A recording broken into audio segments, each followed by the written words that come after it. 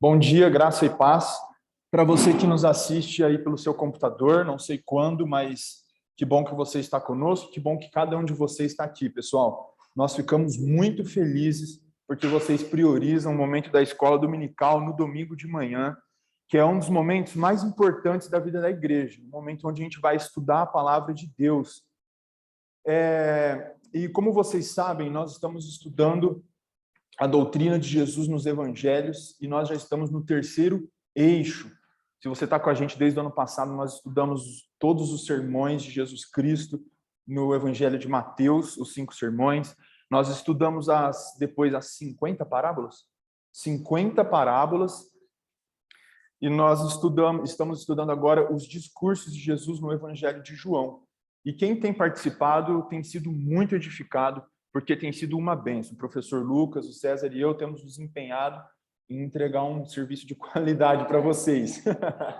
Gratuito, tá? Gratuito. Pessoal, hoje nós vamos estudar um texto que é muito conhecido, antes de eu orar, né? Só vou falar que é um texto muito conhecido, que ontem alguém estava até lembrando que tem uma música da Heloísa Rosa que ficou muito conhecida, que é Não se turbe o vosso coração, crede em Deus e também em mim. E eu peço que vocês abram suas Bíblias em João capítulo 14. Porque nós vamos estudar sobre esse discurso de Jesus em que ele afirma ser o caminho, a verdade e a vida. Vamos orar? Senhor Jesus, nós te louvamos nessa manhã, porque somente o Senhor é digno de ser louvado, Cristo. Pai, eu peço que o Senhor abra o nosso entendimento nessa manhã, nos dê discernimento, Senhor, porque nós queremos receber de Ti aquilo que o Senhor tem para falar aos nossos corações.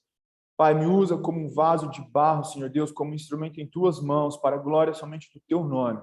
Em nome de Jesus nós oramos. Amém. Pessoal, como eu falei para vocês, hoje nós estamos na 11ª semana no discurso Jesus é o caminho, lá de João 14, dos versículos 1 ao 14, tá bom? E nós vamos ler agora o texto. Não se turbe o vosso coração, credes em Deus, crede também em mim. Na casa de meu pai há muitas moradas. Se assim não fora, eu vô-la teria dito, pois vou preparar-vos um lugar. E quando eu for e vos preparar lugar, voltarei e vos receberei para mim mesmo, para que onde eu estou, estejais vós também. E vós sabeis o caminho para onde eu vou. Disse-lhe Tomé, Senhor, não sabemos para onde vais. Como saber o caminho? Respondeu-lhe Jesus, eu sou o caminho, a verdade e a vida. Ninguém vem ao Pai senão por mim. Se vós me tivesseis conhecido, conheceríeis também a meu Pai. Desde agora o conheceis e o tendes visto. Replicou-lhe Felipe, Senhor, mostra-nos o Pai e isso nos basta. Disse-lhe Jesus, Felipe, há tanto tempo estou convosco e não me tens conhecido? Quem me vê a mim, vê o Pai. Como dizes tu, mostra-nos o Pai? Não crês que eu estou no Pai e que o Pai está em mim? As palavras que eu vos digo, não as digo por mim mesmo, mas o Pai que permanece em mim faz as suas obras. Crede-me que estou no Pai e o Pai em mim. Crede ao menos por causa das mesmas obras. Em verdade vos digo que aquele que crê em mim também as obras que eu faço e outras maiores fará, porque eu vou para junto do Pai. E tudo quanto pedirdes em meu nome, isso farei, a fim de que o Pai seja glorificado no Filho. Se me pedirdes alguma coisa em meu nome, eu o farei. Amém. Amém. Glória a Deus. Pessoal, como vocês sabem, o professor Lucas falou na aula passada, eu não sei se todos estavam aqui, mas ele fez uma introdução e ele sugeriu que eu usasse os mesmos slides aqui, e foi bom, porque o slide dele é 45.475 vezes melhor do que o meu slide. Vocês vão observar hoje. E aí, nesses 3 slides, ele fez uma introdução a essa segunda parte do Evangelho de João, essa segunda parte dos discursos. Por quê? Até o capítulo 13, que nós estudamos, vários discursos, a estrutura é diferente do discurso a partir do versículo 13, que vai do 13 ao 17, que é o que nós começamos a estudar semana passada e vamos estudar por mais algumas semanas. O que acontece é que até o capítulo 13, os discursos de Jesus têm uma estrutura básica, que primeiro tem um sinal, uma grande maravilha, geralmente, e depois Jesus vai lá e explica o porquê dessa grande maravilha, o porquê desse sinal. Geralmente é assim. A partir de agora, primeiro ele vai dialogar e sempre se referindo a um grande sinal que vai acontecer, que a gente já sabe qual é, que é a crucificação, morte e ressurreição.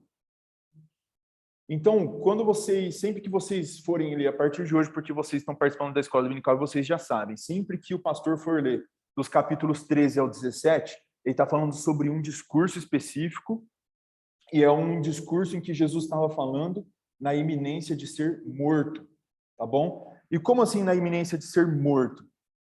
Porque o que acontece é que esse discurso acontece no terceiro ano de ministério de Jesus, na última ceia, como é chamado, né? A última ceia que Jesus tem com os discípulos é a ceia da Páscoa dos judeus. Se vocês se lembram, eu não vou entrar em todos os detalhes agora, mas é aquele evento, aquela festa que rememorava o livramento de Deus com o povo de Israel no Egito, em que eles tiveram que sujar os umbrais da porta com o sangue do cordeiro, lembra? Tinham que comer o cordeiro lá e tinha todos aqueles procedimentos que eles tinham que fazer para se lembrar. E esse sinal já apontava, é claro, para o sangue do cordeiro que livraria eles da morte. Então estava acontecendo essa ceia que os judeus faziam nessa época, Jesus estava com os discípulos fazendo na casa de um homem chamado João Marcos. Provavelmente uma família rica, porque a casa tinha um cenáculo. O cenáculo era um lugar de reuniões, geralmente no segundo andar. Então, quando fala lá, tem até aquele devocional, né, no cenáculo, era um lugar de reuniões na época dos romanos e de refeições. E aí eles se juntam naquele lugar para Jesus fazer essa refeição, que era a Páscoa dos judeus, e aí Jesus começa ali o seu discurso. Estão entendendo? É um negócio interessante que eu estava conversando com o Lucas ontem, inclusive, que ele falou na semana passada, para vocês entenderem. Aqui aconteceu na quinta-feira essa ceia. Como que aconteceu? Presta atenção. A Páscoa dos judeus, aqui nessa ocasião aconteceu na quinta-feira, do dia 15, tá? Inclusive aí no slide, vocês podem acompanhar. Aconteceu ao cair da tarde, porque ao cair da tarde de um dia, ao cair da tarde do outro, é considerado um dia para os judeus. Então aconteceu da quinta para a sexta. Na sexta, Jesus Cristo morreu. Então, do capítulo 13 ao capítulo 17, que nós estamos estudando, aconteceu tudo em algumas horas, durante o final da tarde, noite e madrugada. Porque no outro dia, Jesus seria preso, traído por Judas, e depois ele seria levado, toda aquela questão que a gente sabe do julgamento, e seria crucificado, provavelmente, às 3 da tarde. Que aí por isso o sol se escureceria, estava claro, ele se escureceria, e depois de 3 dias, a partir das 3 da tarde, na sexta, sábado, no domingo, ele ressuscitaria. Tá certo? Então lembrem-se disso, quando alguém falar alguma coisa, você lembra, a ceia foi na quinta-feira, Jesus morreu na sexta e ressuscitou no domingo. Beleza? E outra coisa importante que o Lucas falou, que é para vocês terem uma noção do que a gente está estudando, os capítulos 13 ao 17, a gente às vezes lê e não percebe como acontece na prática ali. Mas o que acontece é que rola todo esse discurso de uma vez só, com um diálogo em um diálogo com os discípulos. Como assim, Carlos? Ele começa aqui, aqui está o templo, tá, galera? Que vocês estão vendo aí, né? Se eu passo isso. Aqui está o templo. A casa de João Marcos provavelmente ficava em algum lugar perto do templo. E Jesus começa no capítulo 13 que o Lucas deu, a partir do versículo 31, semana passada, Jesus começa na casa de João Marcos, e conforme ele vai fazendo o discurso, ele sai da casa de João Marcos, desce até um vale do lado de Jerusalém que chama Vale do Cedron, tá bom? Ó, aqui está o Monte das Oliveiras. De um lado ficava Jerusalém, que está aqui, e do outro o Monte das Oliveiras. É importante vocês entenderem isso. Por exemplo, lá no capítulo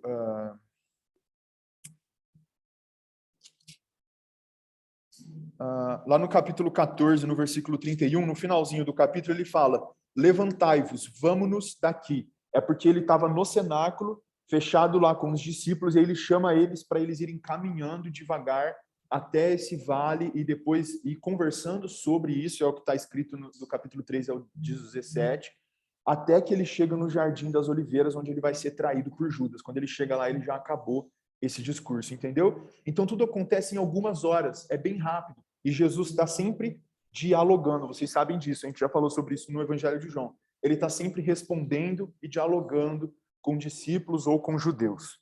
Mas agora aqui especificamente com os discípulos, que ele chamou para fazer a Santa Ceia, para fazer a festa, a Páscoa. Beleza, pessoal, até aqui?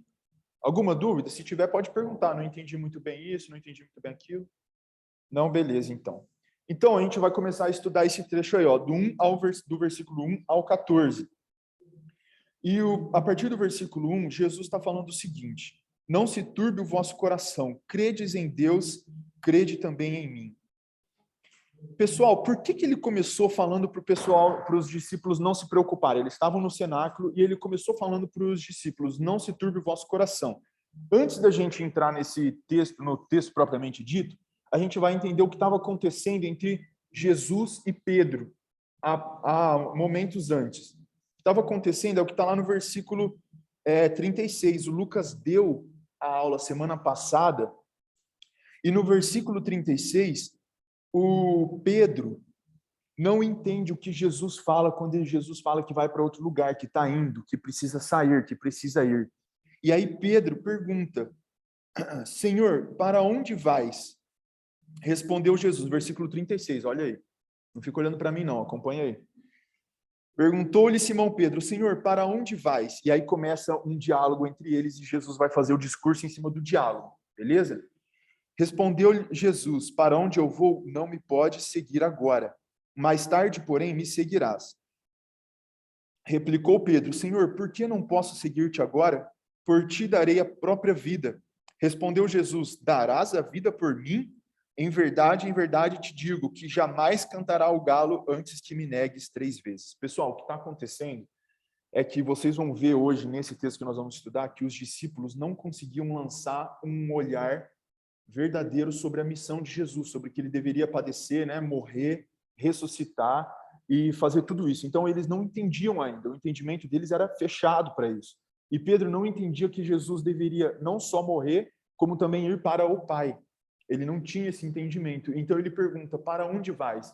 E Jesus fala: para onde eu vou, você não pode ir. Os autores entendem que ele está falando não só da crucificação, que Pedro não poderia morrer. O único que poderia morrer era Jesus, pelos nossos pecados. Mas também está falando sobre ir para o Pai, que ele vai trabalhar no próximo capítulo 14. Só que é importante vocês entenderem, vocês verem outra questão. Por ti darei a própria vida. A gente sabe que Pedro era sanguíneo, né? Era de atitude, às vezes impensada. E a resposta de Jesus é interessante, você tem que ver a ironia quando ela está no texto. Jesus fala perguntando: darás a vida por mim? E Jesus fala assim: não só não darás a vida por mim, como ainda vai me negar. 3 vezes antes do galo cantar. Então, Jesus é irônico ali, né? Darás a vida por mim? Não, na verdade, quem vai dar a vida por alguém sou eu. Jesus está falando. E Pedro não vai entender isso, e lá na frente, só depois, Pedro vai entender a partir de um momento que é muito importante, que é a descida do Espírito Santo, que a gente vai comentar daqui a pouco também. Mas, então, o que acontece é que depois que Jesus fala isso para Pedro, os discípulos muito provavelmente ficam com medo. Porque o nosso mestre, com quem nós caminhamos por 3 anos, e que fez sinais e maravilhas e tudo mais, ele está indo embora. E eles não sabiam para onde ele estava indo, eles não entendiam a mensagem. Então ele está indo embora, a gente vai ficar como? Vamos ficar sozinho? Vamos ficar, né? Por isso que Jesus começa esse discurso falando e acalmando eles. Não se turbe o vosso coração. Aí vamos voltar para o texto, então. Versículo 1. Não se turbe o vosso coração. Credes em Deus, crede também em mim. Na casa de meu pai há muitas moradas. Se assim não fora, eu vô-lo teria dito, pois vou preparar-vos lugar. E quando eu for e vos preparar lugar, voltarei e vos receberei para mim mesmo, para que onde eu estou estejais vós também, e vós sabeis o caminho para onde eu vou. Então, Pedro ficou preocupado com Jesus falando para onde ele ia, e falou que queria ir também, queria morrer. Jesus disse que ele não poderia ir para esse lugar, e os discípulos ficam preocupados, porque eles queriam ir para este lugar com Jesus, e Jesus falou, não, vocês não podem ir agora, mas eu estou indo. E aí Jesus começa a falar, não se turbe o vosso coração, e ele fala, credes em Deus, crede também em mim. Pessoal, o que a gente vai ver hoje é que a fé, o crer naquilo que Jesus estava falando, é fundamental e era algo que os discípulos ainda não conseguiam fazer. Então Jesus dá uma ordem imperativa. Ele não está sugerindo, ele está mandando. Creiam em Deus e creiam também em mim. Ó, preste atenção, porque se Jesus fala creiam em Deus e também em mim, quer dizer que ele e Deus são um só, não são? Como posso crer em Deus e crer em Jesus como dois deuses diferentes? Não tem como. Eles são um Deus. Por isso que ele fala, crede em Deus e creia em minhas palavras. E por que ele está falando isso? Porque ele sabia já, Jesus sabe dos caminhos do nosso coração. E ele sabia da dificuldade dos discípulos em crer, de ter uma visão daquilo que realmente estava acontecendo. E aí ele fala a respeito de moradas. Na casa de meu pai há muitas moradas. Se assim não fora, eu vou-lo teria dito. Ou seja, eu teria dito se não fosse assim. Pois vou preparar-vos lugar. Ele aqui não está falando ainda da sua volta, mas ele está falando que está indo para um lugar em que ele vai preparar morada. Os autores estavam comentando, para vocês entenderem, que esse negócio de preparar morada na casa de Deus é, na verdade, uma expressão para dizer que lá no céu vai ter lugar para todos os que crerem em Deus e crerem em Jesus Cristo. Por isso, muitas moradas, porque vai caber todos aqueles que crerem. Milhões e milhões de pessoas vão caber nesse lugar que é o céu. Eu coloquei uma imagem aqui, estilizada, do O Peregrino, que a gente comentou essa semana na célula. Vocês têm que ler o livro O Peregrino. Se vocês não leram, comprem barato e leiam. E o céu, pessoal, é o fim, é o lugar para onde nós vamos. A cidade celestial, citada em Apocalipse, é onde Jesus está preparando um lugar junto ao Pai, onde nós vamos morar com o Pai. Então, a expressão estou preparando para vocês muitas moradas, ele se refere exatamente a um lugar em que nós vamos morar por toda a eternidade. Nós vamos morar com Deus até que ele faça novos céus e nova terra, né? Mas que nós vamos morar com o Pai. E você precisa crer. Ele começa falando isso, vocês têm que crer, tá bom? Depois ele fala sobre o caminho. Por quê? Porque ele fala que voltará, percebe como que ele está colocando esse elemento aí no versículo 3, olha lá comigo. E quando eu for e vos preparar lugar, voltarei e vos receberei para mim mesmo, para que onde eu estou estejais vós também. E vós sabeis o caminho para onde eu vou. O que acontece, pessoal, é que muito provavelmente Jesus sabia o que estava ocorrendo no coração dos discípulos. E quando eles perguntam, Senhor Jesus, né, Pedro, para onde o Senhor vai? Eu quero ir também, não sei o que tem. E Jesus fala, estou indo para um lugar do Pai, lá tem muitas moradas. Para os discípulos não é tão satisfatória essa resposta. Eles querem algo muito claro, muito prático, assim, estou indo para tal lugar e é para lá que vocês têm que ir, vamos junto comigo. Eles não entendem ainda a mensagem, né? Então Jesus fala, vós sabeis o caminho. E aí, no versículo 4, Tomé começa com uma pergunta, de novo, para provocar Jesus a falar. Senhor, não sabemos para onde vais, como saber o caminho? Né? Então, Tomé não ficou satisfeito com a resposta de Jesus do versículo 1 ao 4. Tomé não ficou satisfeito, ele ouviu tudo que Jesus falou e não entendeu que ele estava falando a respeito do céu. a respeito da eternidade junto com o Pai. E aí Tomé vai lá e fala: Senhor Jesus, o Senhor não falou para onde a gente está indo. Se eu não sei para onde eu estou indo, como é que eu vou saber o caminho? Olha como que ele é sincero e como que ele é simples naquilo que ele fala, como todos eles são. Pedro perguntando: Jesus, para onde o Senhor vai? Eu quero ir também. Se for necessário, eu morro pelo Senhor. E Tomé agora: Senhor, não sei para onde o Senhor vai, como é que eu vou saber o caminho? Todos eles são muito sinceros. E Jesus não economiza, Jesus responde a essas perguntas sinceras. E aí ele vai lá e responde para Tomé: eu sou o caminho, a verdade e a vida. Lá no versículo 7, pessoal. 6. Respondeu-lhe Jesus: eu sou o caminho e a verdade e a vida. Ninguém vem ao Pai senão por mim. Se vós me tivesseis conhecido, conheceríeis também a meu Pai. Desde agora o conheceis e o tendes visto. Até aqui alguma dúvida a respeito dos primeiros versículos? Vocês entenderam o que está falando sobre o céu? Galera, Jesus vem e fala esse que talvez é um dos versículos mais conhecidos da Bíblia, né? Eu sou o caminho, a verdade e a vida. Jesus está dando aqui uma ideia para eles de plenitude total nele mesmo, para que não haja dúvida nenhuma a respeito de tudo aquilo que ele falou antes. Porque tudo que ele estava afirmando durante todo o ministério dele foi rejeitado por homens que tinham em suas mãos acesso à lei, acesso à verdade, acesso à palavra de Deus, e ainda assim foi recusado. Jesus está falando aqui: eu sou o caminho, a verdade e a vida. Não existe outra maneira, né? Respondendo diretamente a Tomé: olha, aonde eu estou falando para vocês irem, que é para onde eu vou, existe um caminho só, que sou eu. Existe só uma verdade, que sou eu, e a vida eterna totalmente satisfatória você só vai encontrar em mim, né? E aí eu coloquei esses versículos aí para vocês verem, que fazem uma ligação diretamente com o próprio Evangelho de João, que estava sendo escrito para que todos os leitores desse Evangelho, que inclusive a gente está lendo e estudando agora, crescem que Jesus é o Filho de Deus. Na aula passada, a gente viu que Jesus é o Filho do homem. O Lucas falou na aula passada. Mas no livro, no geral, Jesus está o tempo todo afirmando ser o Cristo, o Filho de Deus.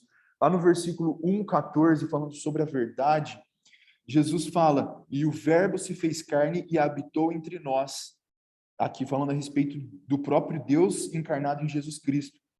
Lá no versículo 14, cheio de graça e de verdade, sem nenhum tipo de arrependimento, dúvida ou mentira, somente verdade. Porque Jesus é a única verdade. E todas as mentiras diante de Cristo são derrubadas. A verdade sempre é revelada diante da luz de Cristo, galera.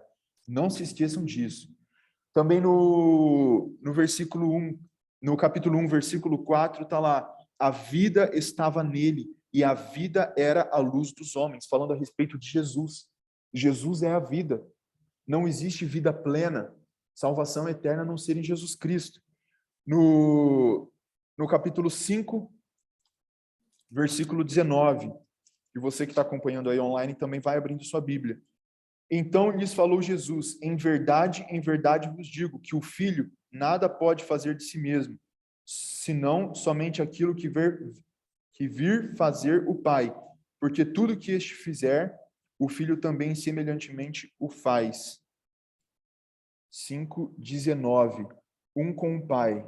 E 5:26. Cadê o 26? Porque assim como o Pai tem vida em si mesmo, também concedeu ao Filho ter vida em si mesmo. Pessoal, não existe vida senão em Cristo. Tá bom? Eu coloquei mais um versículo, 1:18. Eu vou ler para vocês. Capítulo 1, versículo 18. Ninguém jamais viu a Deus. O Deus unigênito, que está no seio do Pai, é quem o revelou. Falando a respeito de Jesus. A verdade, galera, é revelada, é manifesta e é encarnada totalmente em Jesus Cristo. E nas nossas vidas pessoais também, a verdade sempre é manifesta quando nós andamos no único caminho, que é Jesus Cristo. E a vida, uma satisfação de vida a gente só vai ter em Jesus Cristo.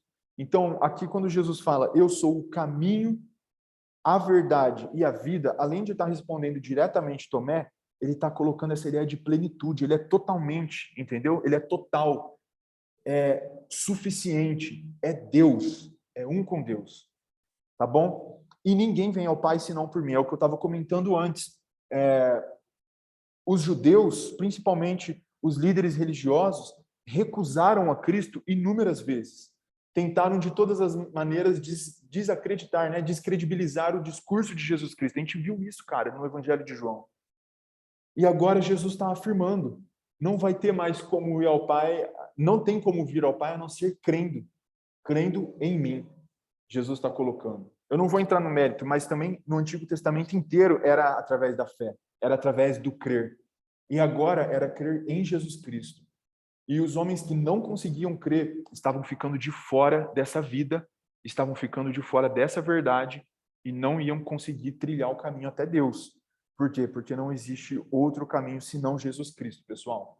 Pensando para a sua vida prática, a gente tem muitos símbolos e a gente tem muita a Santa Ceia, o batismo, sacramentos. A gente tem sacramentos, símbolos que apontam para algo. Nós temos costumes na igreja. Metodista é de um jeito, na igreja tal é de outra igreja. Só que o único caminho é a fé em Jesus Cristo. Tá bom? Por isso que ninguém aqui nunca falou que você só vai ser salvo se você estiver na igreja metodista, crendo na doutrina metodista. Eu amo a doutrina metodista. Né? Porém, é o nome de Jesus Cristo, a fé em Jesus Cristo que salva, pessoal. Tá bom? Pensem nessa característica, nessa catolicidade da fé cristã. A palavra católico significa universal, tá? A igreja católica, na verdade, é universal. Então, quando você pensa na catolicidade, você entende que existem irmãos seus na igreja tal, na igreja tal, na igreja tal, no país tal e tudo mais. Por quê? Porque a fé é a fé em Jesus Cristo. Entendido até aqui? Então, Jesus está falando, ninguém vem ao Pai senão por mim. E no versículo 7, ele fala, se vós me tivesseis conhecido, conheceríeis também a meu Pai. O que Jesus está falando é que a visão deles ainda estava embaçada. Tá bom? Os discípulos andaram 3 anos com Jesus, viram ele fazer grandes sinais, ou escutaram ele pregar a doutrina perfeita, que é a que a gente estuda, e eles ainda não podiam ver corretamente, eles não podiam conhecer corretamente ao Pai, porque eles não conheciam a Ele. Olha o que Jesus está falando. Se vocês me tivessem conhecido, vocês iam conhecer o Deus Todo-Poderoso, que vocês sabem, é o Deus que vocês falam no templo, o Deus da lei. Se vocês tivessem me conhecido, vocês iriam conhecer Ele, mas não conseguiam conhecer, porque a visão ainda estava embaçada, porque eles ainda não criam como deveriam crer, que vai ser dado a crer daqui a pouco. A gente vai falar sobre isso. Desde agora o conheceis e o tendes visto. O que os autores acreditam, os teólogos acreditam que Jesus quis dizer aqui, desde agora, no versículo 7, o conheceis e o tendes visto, é que Jesus se referia ao fato da morte, ressurreição e depois Pentecostes, que aconteceria, tá bom? Então ele está falando não daquele segundo em que ele falou, desde agora vocês têm conhecido. Porque Jesus já estava tentando revelar isso para eles há muito tempo, mas eles estavam com a visão fechada. Mas eles iriam conhecer a partir de agora. Por quê? Porque o Espírito Santo daria a eles esse discernimento, os batizando e abrindo o seu entendimento, lá no Pentecostes. Tá bom? E aí a gente entra em outra pergunta. Jesus responde primeiro Pedro, né? Não se turbe o vosso coração e tudo mais. Aí depois Tomé faz a pergunta a Jesus. Aí a gente não sabe para onde o Senhor vai, como é que a gente sabe o caminho? Jesus fala, eu sou o caminho e sou um com Deus. E agora Filipe vai fazer a outra pergunta. Replicou-lhe Filipe, Senhor, mostra-nos o Pai e isso nos basta. Disse-lhe Jesus, Filipe, há tanto tempo estou convosco e não me tens conhecido? Quem me vê a mim, vê o Pai. Como dizes tu, mostra-nos o Pai? Não crês que eu estou no Pai e que o Pai está em mim? As palavras que eu vos digo, não as digo por mim mesmo, mas o Pai que permanece em mim faz as suas obras. Até aqui, depois a gente continua do 11 ao 12. Filipe, depois que Jesus fala para Pedro, Pedro, eu estou indo para um lugar que você não pode. E aí ele vai lá e explica, não se turbe o vosso coração. Eu vou preparar para vocês um lugar, falando a respeito do céu. Tomé não entende e fala, Jesus, a gente não está entendendo, você está indo para onde? Eu não sei o caminho. Jesus explica o caminho. E aí Filipe parece que perde a paciência, pelo que a gente lê aqui, né? No versículo 8. Senhor, mostra-nos o Pai, e isso nos basta. Pessoal, a fé era tão pequena, era tão difícil crer naquilo que Jesus falou por tanto tempo, né? 3 anos trabalhando incessantemente ao lado deles, que eles não conseguiam enxergar aquilo que Jesus repetia. E ele ainda falou, Senhor, falou para Jesus, mostra-nos o Pai e isso nos basta. Ou seja, ele queria pelo menos ver alguma coisinha assim que metesse um finalmente, né? Que desse um finalmente nisso. Se você mostrar, vai ficar mais fácil. A gente vai conseguir crer de uma vez. Estão entendendo? Só precisa mostrar que a gente crê. E aí Jesus fica indignado. E se você lê com essa conotação, você percebe. Disse-lhe Jesus, Filipe, há tanto tempo estou convosco. Olha, Jesus fica indignado. Jesus fica cansado, entre aspas, né? Ele meio que cansa. Há tanto tempo estou convosco, explicando, e não me tens conhecido? Pessoal,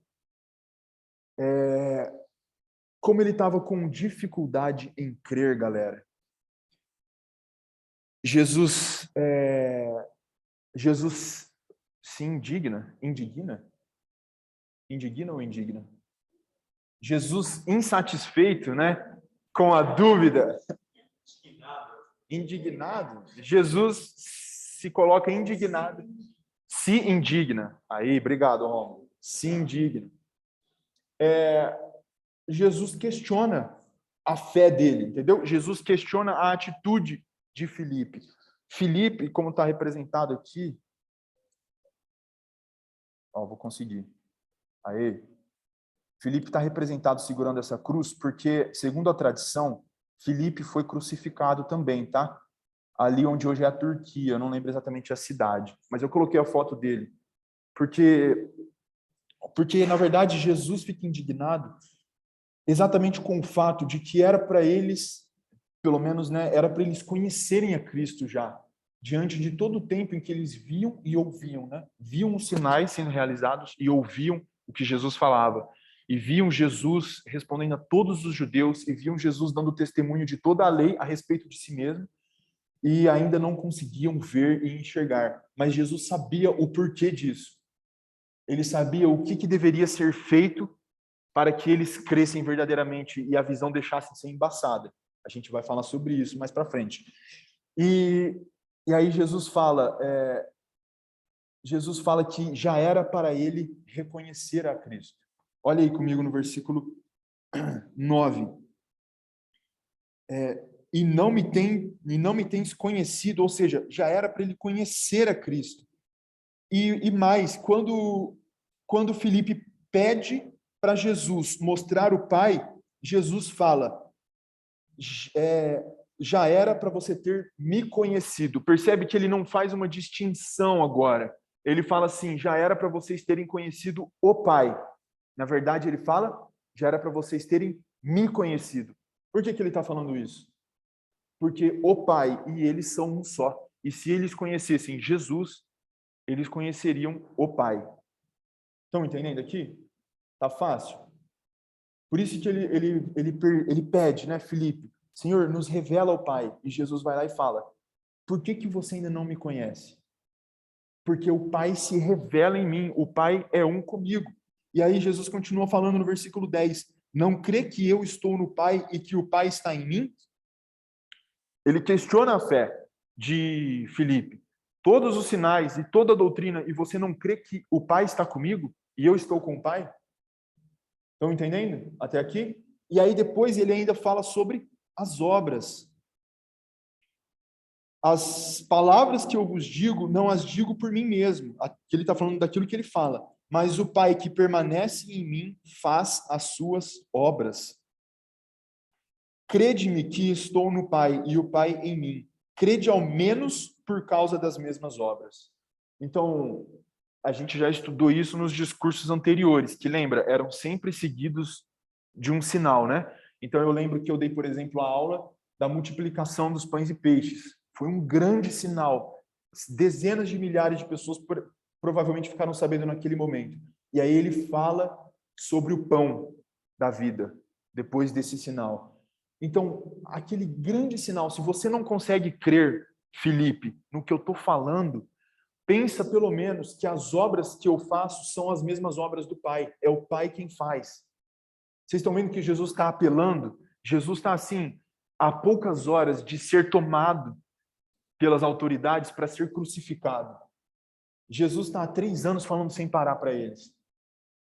E aqui Jesus, num ato quase que desesperado, e a gente fala sobre isso, né? Jesus se entristece, Jesus se preocupa, Jesus se compadece, e Jesus, naquele momento, se desespera no sentido de que ele queria já que aqueles homens tivessem entendido, mas eles não conseguiam. O coração ainda era duro, a visão ainda era embaçada. E ele fala, ele apela, se você não consegue crer no que eu estou falando, creia pelo menos nas obras. Olha para as obras, que as obras que eu faço são as mesmas do Pai. E aí a gente tem que lembrar de tudo que a gente estudou nos capítulos anteriores, dos sinais, que também faziam uma ponte direta com o Antigo Testamento. E que o tempo todo Jesus estava revelando aos judeus e aos discípulos como que ele era o cumprimento de todas as profecias no Antigo Testamento. Pessoal, Jesus está procurando corações humildes para habitar, corações simples e humildes. O tempo todo, quando Jesus falou, ele se deparou com corações orgulhosos e endurecidos, homens que jamais poderiam admitir que ele era o Cristo, um homem pobre e humilde. Jesus não está à procura de homens grandes e sofisticados. Jesus não está à procura de pessoas que saibam de tudo e que tenham todo o conhecimento do mundo, ou de pessoas perfeitas. Afinal de contas, se você pegar tudo que você tem e der aos pobres, se não tiver amor, não vai valer. Se você falar a língua dos homens ou dos anjos, se não tiver amor, não vai valer. O que vale é se você tiver amor, se você tiver um coração contrito, quebrantado, humilde. E por que eu estou falando isso? Para que você tenha esse encontro com Deus, para que você caminhe com Deus, para que você seja um com Deus, para que você não deixe o tempo passar tendo todas as oportunidades de escutar e de fazer parte dessa família, o corpo de Deus, e de ir morar no céu, como Jesus falou, e de ser um com Ele, de seguir o caminho, para que você, tendo todas essas oportunidades, você não as perca por causa de um coração endurecido. Você quer se encontrar com Deus? Se humilhe, se renda. A gente falou sobre isso há 2 semanas atrás na célula, sobre rendição, que a gente está estudando no Projeto Vida com Propósito. Se renda, se humilhe com um coração humilde. Foi exatamente tudo que os judeus não quiseram fazer. Jesus fala, Jerusalém, Jerusalém, eu tentei, como uma galinha com seus pintinhos, estender as asas sobre vocês e vocês se recusaram. Lucas fala bastante sobre esse texto. E vocês recusaram. E Jesus está falando para os seus próprios discípulos. Vocês não conseguem crer no que eu estou falando? Creia. Somente creia. Até aqui tudo bem? Alguma pergunta, alguma dúvida? Agora é o momento de você tirar a dúvida.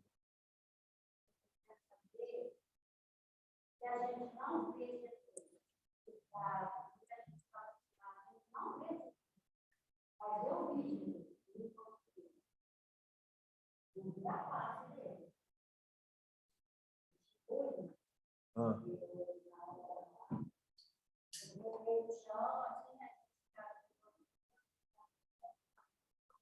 Aham.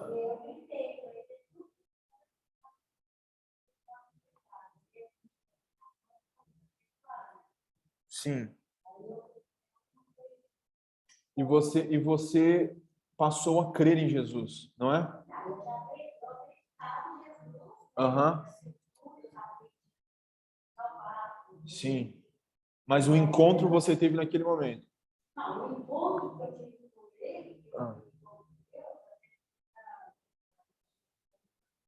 Sim.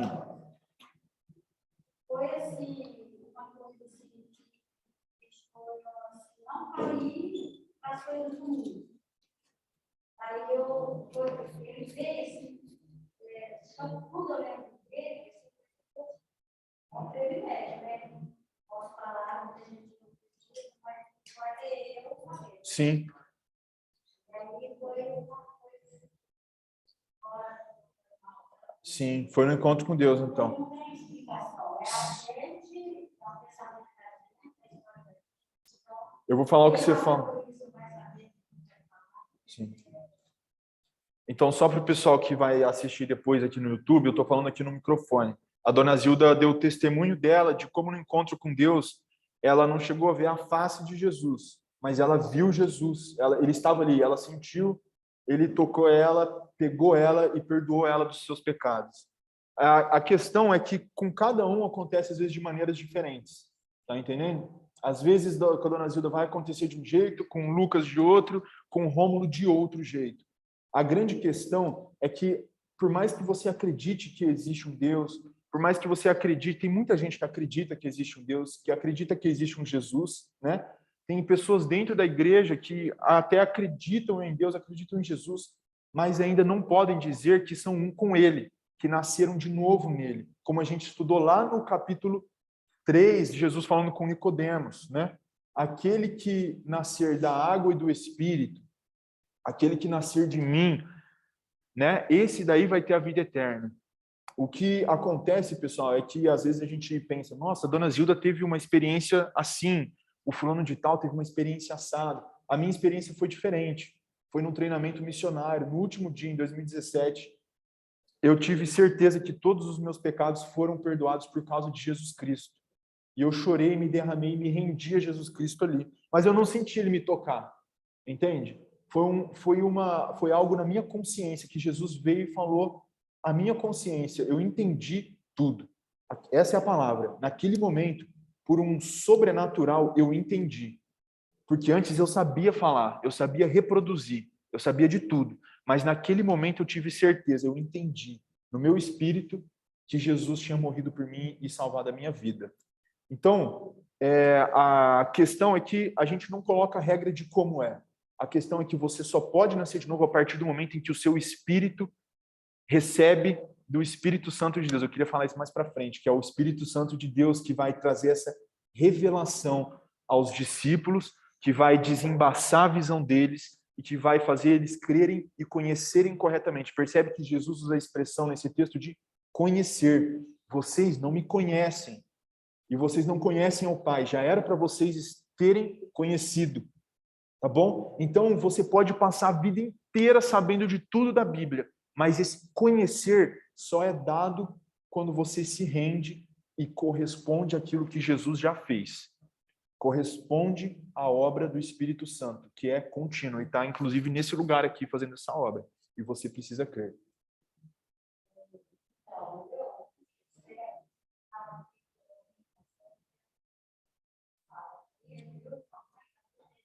Aham. Sim. Eu vi uma visão com vocês só. Todos os jogos da igreja. Eu lembro disso. Era assim, ó. Vocês não estavam aqui, vocês estavam no chave. Eu não sei se era alguma coisa que estava fazendo fora da igreja.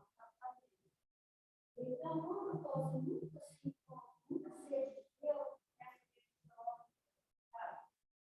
aí eu vi vocês jovens, não sei o que, eu vi passando por dentro, assim, todos os bancos, eles estavam sentados lá. Quando não fala, e tudo com a cabeça assim, tipo assim, desanimado. Estava desanimado da vida. Só que vocês passaram à frente do público com os bancos, e parece lentamente com um livro no braço e uma na mão. E a Marina estava bem rapidinho, ele conseguia fechar. Aí vocês passavam. Eu sabia que era jovem pela mão, que a gente Obrigado, obrigado. Certo.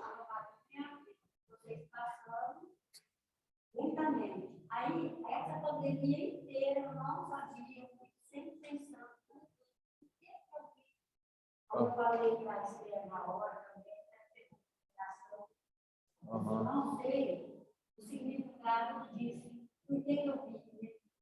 Aí eu falei, agora está acabando a pandemia.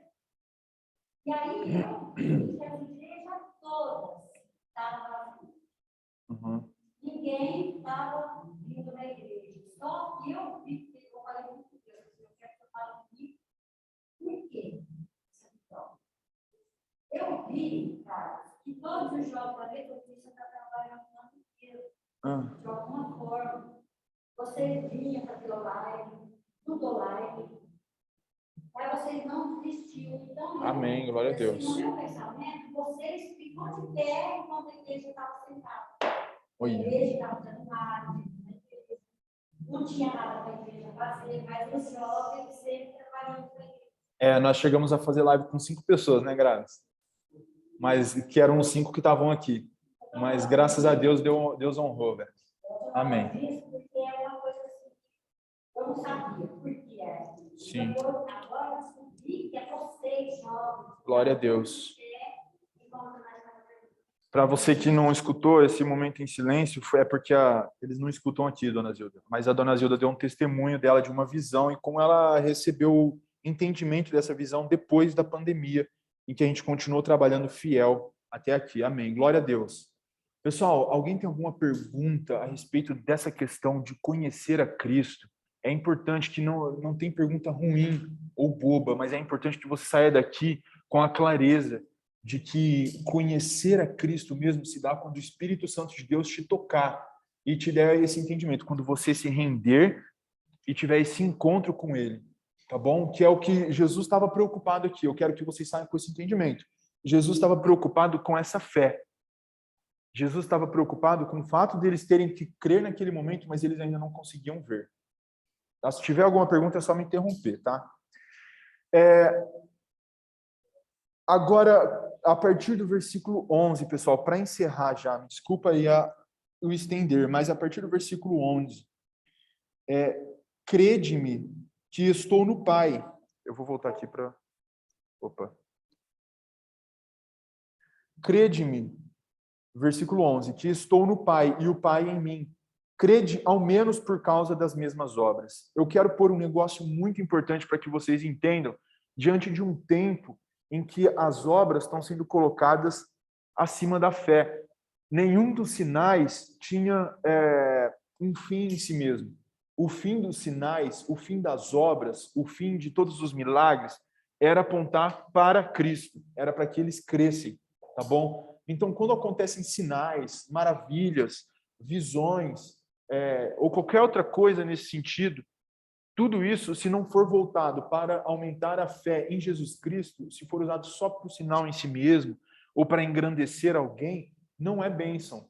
O que é bênção é quando o milagre, o sinal aponta para Cristo. Durante todo o evangelho, os sinóticos, né, Mateus, Marcos e Lucas e o evangelho de João, a gente estudou tudo isso. É tudo voltado para que as pessoas cresçam que Jesus Cristo é o Filho de Deus. Vocês estão entendendo? É por isso que existem as obras. Então Jesus vai falando ali, crede-me que, no versículo 11, crede-me que estou no Pai e o Pai em mim. Crede, ao menos por causa das mesmas obras.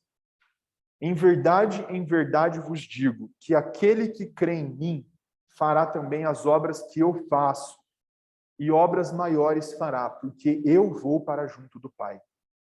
E tudo quanto pedirdes em meu nome, isso farei, a fim de que o Pai seja glorificado no Filho. Se me pedirdes alguma coisa em meu nome, eu farei.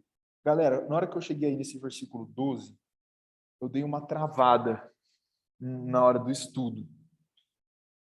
Por quê? Porque os teólogos divergem em algumas coisas, tá? O MacArthur fala uma coisa, o Carson fala outra coisa, alguns pastores tal falam outra coisa. O que quer dizer que obras maiores fará? É o que ele fala aí no versículo 12. Jesus vira para os discípulos e fala, em verdade vos digo. Olha a expressão de novo, em verdade, presta atenção. Que aquele que crê em mim fará também as obras que eu faço, e outras maiores fará, porque eu vou para junto do Pai. Quando fala assim, obras maiores fará, em um primeiro momento, né, Rômulo, desapercebido, a gente logo pensa em sinais, nos sinais que Jesus fez.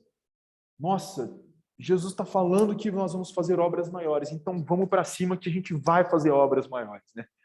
Só que é difícil você falar sobre sinais maiores do que o de Jesus, porque eu nunca ouvi falar nem na história dos grandes avivamentos na Europa, nem em toda a expansão, né, dos cristãos pela África e pela Ásia, de algum cristão acalmando uma tempestade. Olha o tamanho dessa obra, acalmando uma tempestade, né? Ou passando do lado de uma figueira, falando para ela secar e ela secando. Ou curando um cego de nascença, sabe? É difícil, cara, você nunca vai ver. Por quê, pessoal? Porque todos esses sinais, ou então, como eu citei já, multiplicando pães e peixes. Olha isso, ele pegou e ficou claro para as pessoas que daqueles cinco pães e 2 peixinhos, deu para alimentar 5.000 homens, se eu não me engano, né? E mais um monte de mulher e criança. Por que eu estou dizendo isso? Porque na prática, pessoal, a gente não pode se enganar. Não tem como fazer obras, sinais, não tem como fazer esses sinais maiores, tá bom? Mas quando Jesus fala obras aqui, ele não está se referindo a sinais, porque não tem como. Você nunca vai ver, você não viu e você não vai ver um cristão fazendo isso. Ué, Carlos, mas Jesus está falando aqui das obras.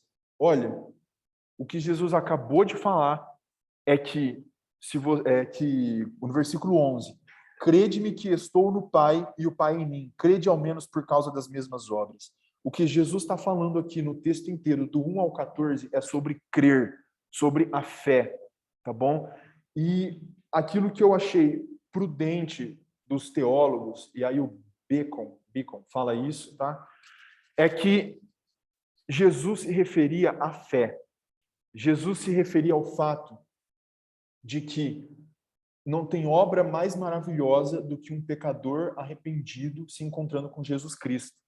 Essa é a maior obra. E por que eu estou falando isso? Porque eu acabei de falar para vocês que na Bíblia todos os sinais têm um fim, que não são eles mesmos, mas são o quê? Apontar para Jesus Cristo, para a fé em Jesus Cristo. Tá bom? E que fique muito claro, pessoal, porque está escrito que no último dia muitos dirão, Senhor, em teu nome profetizamos, em teu nome curamos, expulsamos demônios e curamos. Olha só, curamos, profetizamos e expulsamos demônio. Mas o centro de tudo isso era para que crescem em Jesus Cristo. Se não crê em Jesus Cristo, não vale. Então, a obra a que Jesus se refere é a obra da salvação, a que Jesus está se referindo desde o começo. Vocês não estão me conhecendo? Vocês não estão me encontrando? Sendo que eu fiz tantos sinais. Essa obra do crer, essa obra do acreditar, do se encontrar com Jesus Cristo, é a obra que Jesus se refere e que eles fariam grandes coisas. E aí o que acontece é que depois de batizados no Espírito Santo de Deus, Pedro prega e de uma só vez se convertem 3.000 pessoas. Mas Jesus não fala só isso. Ele fala outra coisa depois, para que a gente não se engane e pense que as coisas acontecem segundo a nossa vontade. Em tudo quanto pedirdes em meu nome. Então ele está falando aqui que você precisa fazer em oração. Ele está falando, você precisa me pedir, e não é pedir de qualquer maneira, mas é em meu nome, para que a minha vontade seja feita. Então, não existe uma oração, galera, da nossa parte pedindo algo que não seja acompanhado por seja feita a tua vontade. Entendeu? Deve ser feita essa oração sempre. Que, acima de tudo, seja feita a sua vontade. Por quê? Porque é Cristo quem vai glorificar a Ele mesmo através dos sinais. Se me pedirdes alguma coisa,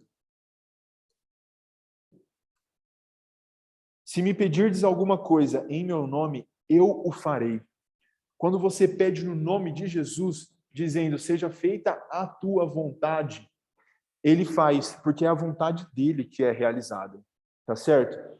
Então, não se esqueçam disso. Quando vocês se depararem com esse versículo, que é complicado mesmo, versículo 12, quando ele fala obras maiores farão, tem sido feita, mas por causa de Cristo, que opera através de nós, e porque nós pedimos em nome dele, e não porque é a nossa vontade, tá bom? E essa obra perfeita e maior, ela está sendo feita continuamente, que é o arrependimento, o encontro de pecador arrependido com Jesus Cristo, tá bom? E não está falando exatamente dos sinais, porque os sinais todos apontavam para essa fé.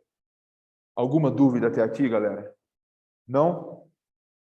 Eu só vou ler, eu sei que está adiantado, mas eu só vou ler 2 versículos lá em Atos, para vocês verem como os discípulos oravam na hora de pedir ao Senhor, né? Olha aqui, Atos capítulo 3, versículo 6. Pedro, porém, lhe disse, não possuo nem prata nem ouro, mas o que tenho, isso te dou. Em nome de Jesus Cristo, o Nazareno, anda. Em nome de Jesus. A vontade de Jesus foi feita nesse milagre para que as pessoas ali crescem em Cristo. E aí no capítulo 9, versículo 34. Cadê? 9:34. Disse-lhe Pedro, Enéas, Jesus Cristo te cura. Levanta-te e arruma o teu leito. Ele imediatamente se levantou. Jesus Cristo te cura. Olha só, pessoal, como é diferente. Jesus Cristo te cura. E aquela cura agora seria usada para testemunho de fé das pessoas que iriam conhecer aquele Enéas, e queriam ver e queriam ouvir falar. Então, não existe um motivo para ter um milagre ou qualquer coisa, a não ser que seja necessário que pessoas creiam. Tá bom? Eu estava discutindo essa semana com a minha mãe, por que a gente não vê tanto milagre? E, ao mesmo tempo, a gente escuta que em regiões missionárias você vê milagres. E eu já li isso em alguns autores, que naquelas regiões missionárias que nunca tiveram nenhum contato com a doutrina cristã, é necessário milagres para que eles pelo menos vejam e talvez creiam. Tá bom? Mas vocês têm tudo nas mãos para crerem. Vocês têm a palavra de Deus. Amém até aqui? Chegamos agora na metade da aula. Estou brincando. Vamos orar então. Pode fazer. Ele está falando, quando ele fala da obra, ele fala da morte, ressurreição e da morte, da crucificação, morte e ressurreição dele, e que aquele que crer que ele é filho de Deus vai ter vida eterna. Essa é a obra, vocês entenderam isso? Essa é a obra a que ele se refere, a salvação de um pecador que crê em Jesus Cristo. E todos os sinais apontam para essa obra. Está entendendo? Então, sempre que tem um milagre na Bíblia, sempre que tem algum sinal, alguma grande maravilha na Bíblia, está apontando para que você crê em Jesus. Tá certo? Mais alguma pergunta? Não? Vamos orar então? Senhor Jesus, nós te louvamos nessa manhã e te engrandecemos, porque a tua palavra, Pai, a tua doutrina é maravilhosa. As tuas palavras trazem vida aos nossos corações. Como nós estudamos hoje, Senhor Deus, nós queremos ver esta obra, sim, Senhor, continuamente, e queremos ver ela em abundância, de pecadores se encontrando com o Senhor, de pecadores crendo e se arrependendo, Senhor Jesus, porque o Senhor é o caminho, a verdade e a vida, porque o Senhor Jesus é o Filho de Deus e o Senhor é um com o Pai. Nós te louvamos nessa manhã, traz esse entendimento para nós como mocidade, como jovens da igreja, traz esse entendimento para cada adulto que está aqui também, traz esse entendimento para a nossa igreja, Senhor. O que nós queremos ver é a tua obra se realizando, o teu reino se expandindo, pessoas te encontrando, Jesus, e sendo libertas. Nós te louvamos e te exaltamos, pedimos que o Senhor abençoe o culto de celebração nessa noite, e que o Senhor dê uma semana, Pai, abençoada para cada um aqui, Pai, uma semana de entrega, de rendição e de busca. Em nome de Jesus, amém. Somos mais que vencedores